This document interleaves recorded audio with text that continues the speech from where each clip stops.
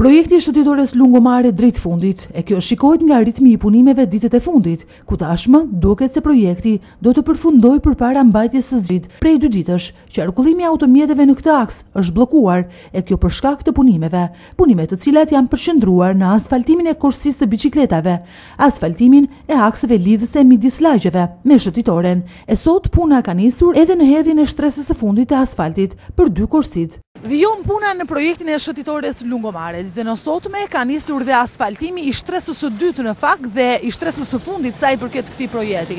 Ndërkohë që prej 2 ditësh kjo rrugë vijon të jetë bllokuar sa i përket qarkullimit të automjeteve, e kjo pikërisht për shkak të punimeve. Ndërkohë paralelisht me shtrimin e asfaltit, puna në lungomare po vijon edhe në zgjatjen e kësaj shëtitorie në drejtim të Skelës.